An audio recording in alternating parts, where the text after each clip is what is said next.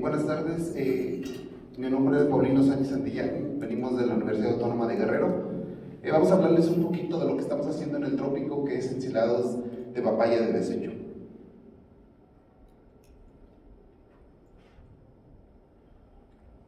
A manera de entender, tenemos que definir lo que es un ensilado. Recordemos que el ensilado es la conservación de forrajes frescos o aquellos ingredientes que tienen alto contenido de humedad. Otra de las características es que nosotros buscamos que esa pérdida de materia seca sea mínima y que los nutrientes también no se nos vayan y que se nos dé un proceso de anaerobiosis, porque si no, entonces esto no nos va a servir. Con esto buscamos, con la anaerobiosis, que se dé el desarrollo de microorganismos butíricos. Estos microorganismos butíricos nos pueden generar fermentaciones no deseables, entonces tenemos que tener cuidado con ello. Lo que nosotros hemos encontrado es que tenemos que tener una base para poder asegurar ese tipo de fermentación, y es de 30 a 35% de materia seca y que tenga de 6 a 12% de la materia sean carbohidratos. Con eso vamos a asegurar tener una buena fermentación.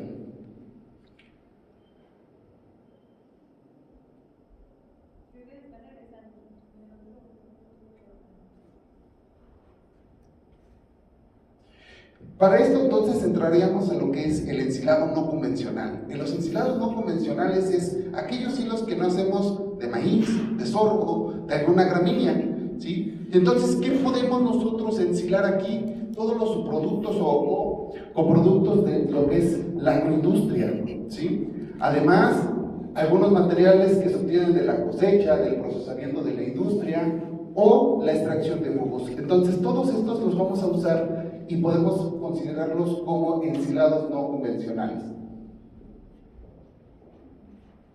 ¿Qué características tienen o deben de tener los ingredientes para considerarlo dentro de esta categoría? Una es que esa disponibilidad de estos productos es por poco tiempo. En el trópico tenemos producción corta de mango, producción corta de papaya, pero hay una sobreproducción. Entonces es cuando lo tenemos nosotros que aprovechar, ¿sí? Esto representa un alto contenido de humedad, y eso regularmente cuando tenemos alto contenido de humedad nos presenta proteólisis, entonces tenemos que tener cuidado con esas situaciones. Otro, pues que contenga carbohidratos fermentables, y si hablamos de frutos, una gran cantidad de carbohidratos fermentables y que regularmente tienen un bajo contenido de proteína. Estas imágenes que yo les muestro es algo normal en el trópico, ¿sí? Donde nosotros lo que vemos es las plantaciones de papaya, aquella que no cumple con la calidad para el consumo humano, el productor la tiene que sacar por sanidad de su cultivo. Entonces, para que no se la robe, porque hay gente que va a la recolecta y la vende, ¿sí? La rayan, ellos le llaman rayar, y entonces es normal ver todo este producto. Este producto me genera problemas ambientales y que podemos mejor utilizarlos en alimentación animal. Este tipo de papayas las hemos estudiado y hemos encontrado que, por ejemplo, tiene 11% de materia seca, 10% de fibra cruda y 17% de fibra detergente neutra. Entonces, es un material con alta humedad que contiene gran cantidad de carbohidratos y que podemos utilizarlo para los ensilados no convencionales. El problema que tendríamos aquí nosotros sería la cantidad de humedad. Al inicio yo les decía que buscamos entre 30 y 35%. Entonces nosotros allá tenemos paja, pasto que deja al productor crecer, y cuando viene la época de seca es pasto que tiene más de 150 días de rebrote. Lo empacan y es lo que le damos al animal. Entonces nosotros agarramos ese pasto de muy mala calidad, pero que no lo usamos con el fin de un nutriente, sino que nos ayude a controlar la humedad que tiene nuestra papaya.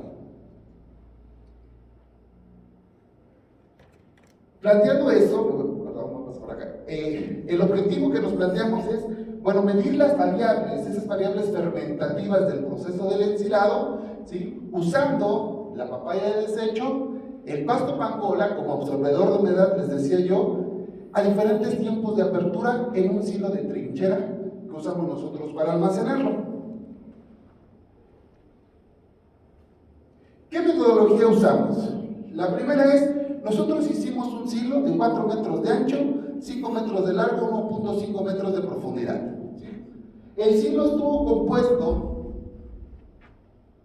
de 75% de papaya de desecho, 25% de este pasto que usamos para absorber humedad y 3% de melaza como aditivo. ¿Por qué agregamos la melaza como aditivo? Teníamos que buscar asegurar que tenemos carbohidratos altamente fermentables. Entonces, por eso es que agregamos la melaza.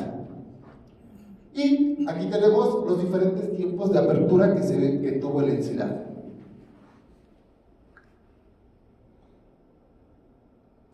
Vean, aquí es como estamos elaborando el ensilado. Esta es toda la papaya que se recolectó, se va picando, tenemos un molino de martillos, lo vamos moliendo, vamos sacando la pulpa, aquí ya está empezando la melaza para agregar nuestro aditivo y nosotros nos usamos una revolvedora que usan en la albañilería, colocamos 50 kilos con la combinación que ya les decía y aquí está nuestro silo y simplemente con el pisonado era suficiente para poder eliminar la cantidad, la humedad y asegurarnos una buena compactación.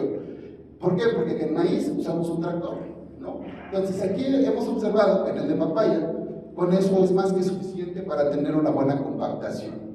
Yo les hablaba de variables variables fermentativas, y las que nosotros evaluamos fueron 4. La primera es la materia seca, les decía yo, buscamos de 30 a 35%, y esta fue simplemente por diferencia de peso, usando una estufa, ¿sí? Para sacar cuánta materia seca.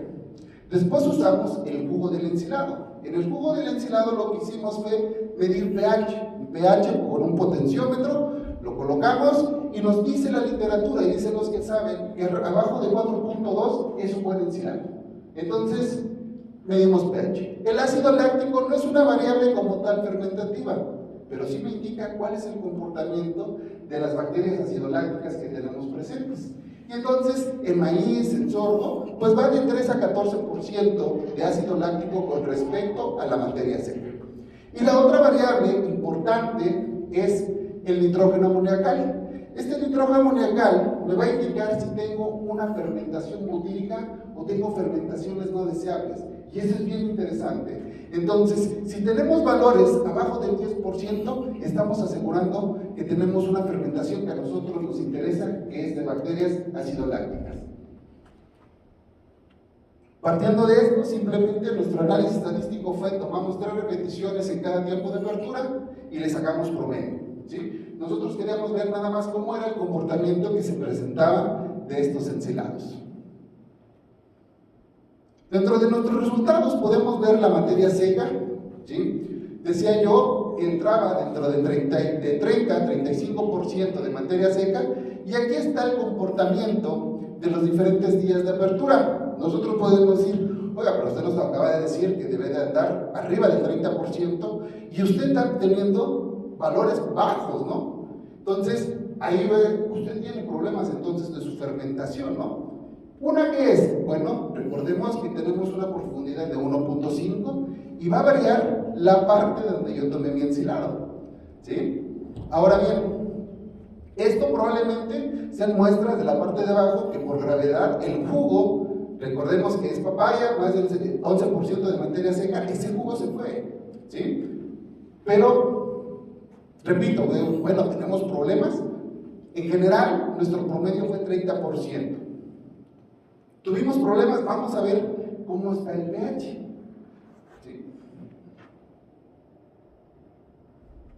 Nosotros, al observar el valor del pH, vean los valores del pH que nosotros obtuvimos, todos abajo de 4.2.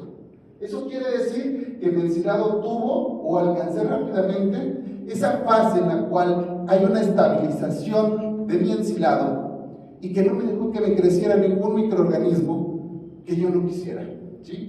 Para eso me sirve el pH. El pH me dice: ¿cómo está tu ensilado? Mi ensilado por pH está excelente, con valores promedio de 3.4.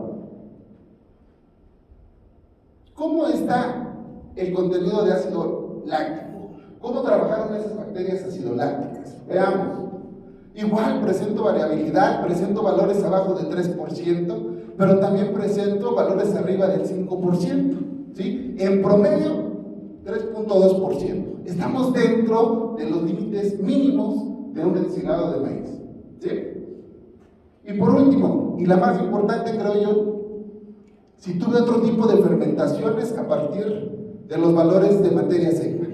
Vean, yo les decía en la metodología, tenemos que tener abajo del 10% de nitrógeno amoniacal para decir que tenemos una fermentación mala.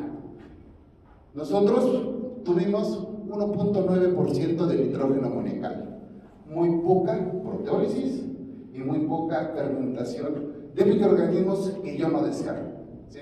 Entonces, en general, partiendo de esto, nosotros podemos concluir que este tipo de fermentaciones, que este tipo de ensilados de papaya de desecho, son una fuente importante para la alimentación de rumiantes en el trópico. Estamos usando desecho, estamos usando forrajes de mala calidad para obtener un buen alimento, ¿sí? Por ahí en la metodología se veía un becerro. Ese becerro fue producto de la engorda con este ensilado, ¿sí?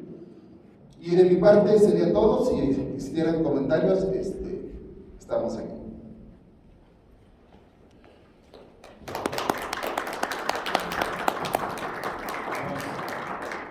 Gracias